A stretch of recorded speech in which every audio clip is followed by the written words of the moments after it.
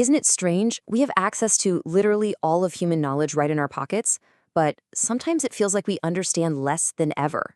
Let's dig into why that is. Oh, you know that feeling, right? You pick up your phone just for a second, and then poof, an hour is just gone, vanished into this blur of videos, images, and headlines. But if someone asked you, hey, what did you learn? Could you even tell them? What is actually happening inside our brains during that time?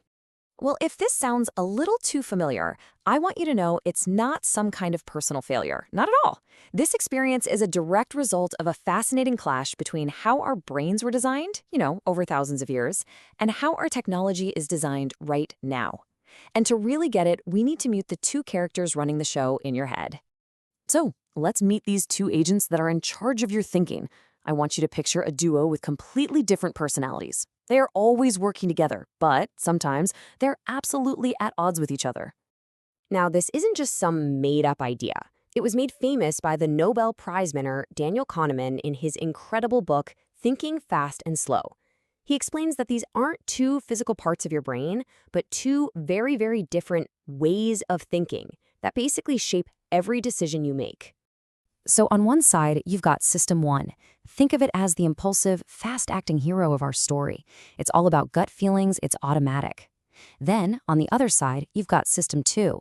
This is the thoughtful, supporting character. It's slow, it's deliberate, and it's the one that does all the heavy lifting, like, say, solving a tricky math problem.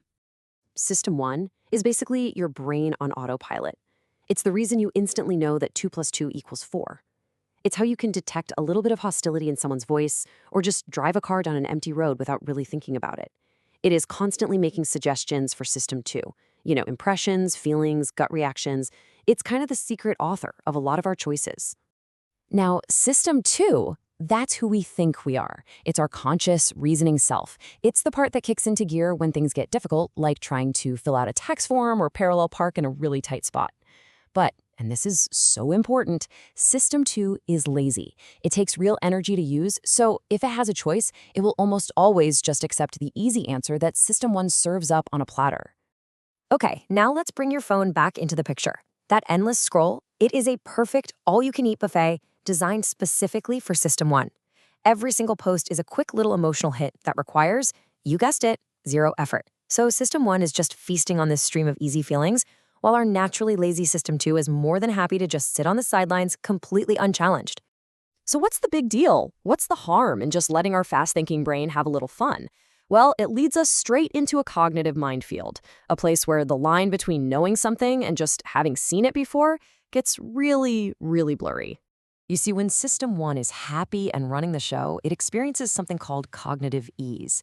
Information just feels smooth, it feels simple, it feels familiar, and your brain loves this feeling. It just relaxes, it lets its guard down, and it starts to connect that easy feeling with things being good, safe, and, most importantly, true. And this is where it gets a little scary. Kahneman points out that just repeating something over and over again makes it easier for our brains to process. This creates that feeling of familiarity. The huge problem is, our intuitive System 1 mistakes that easy, familiar feeling for truth. And our lazy System 2, well, it rarely bothers to step in and ask, hey, wait a minute, is that actually right? So here's how this trap works. First, you scroll through a feed full of short, repetitive takes on some complex issue. Second, that repetition creates cognitive ease. It feels effortless.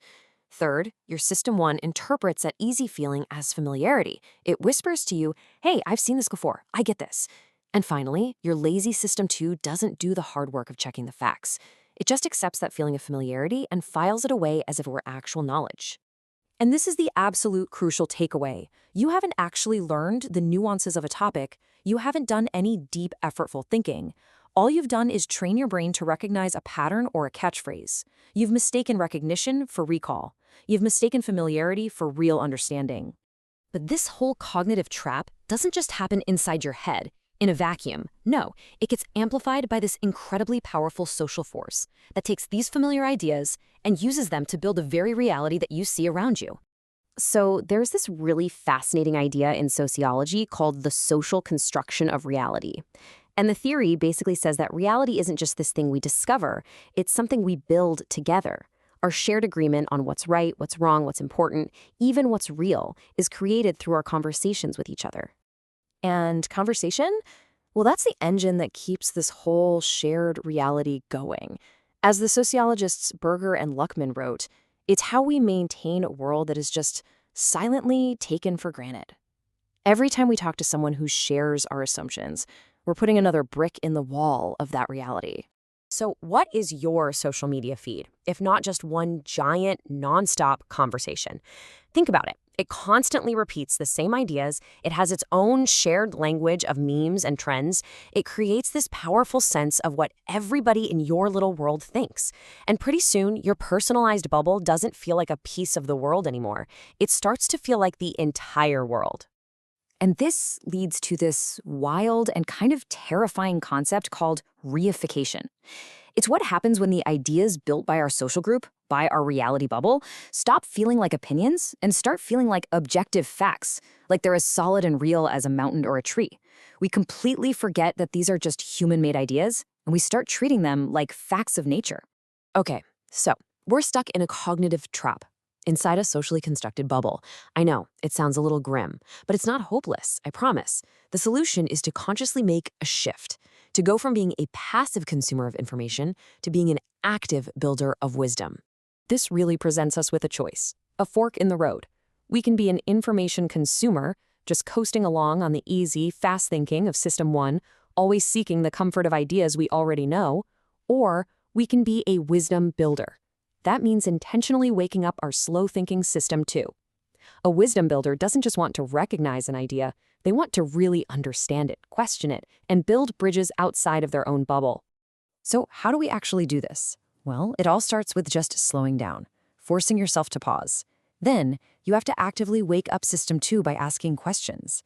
Is this feeling of truth coming from real evidence, or just because I've seen it 100 times? Then, seek out things that are effortful. Go read a long article or a book about it. And finally, here's the ultimate test. Try to explain the idea to another person, out loud. I guarantee you will instantly find out the difference between real knowledge and that flimsy illusion of familiarity. So, I'll just leave you with this question. The next time you find yourself scrolling, just take a moment, step back, and ask yourself, what shared ideas am I reinforcing right now? What little opinions are becoming so familiar that they're starting to feel like solid facts? What kind of world is this endless conversation building for me? And is that the world I actually want to live in? The choice to just consume or to truly understand, that's always yours.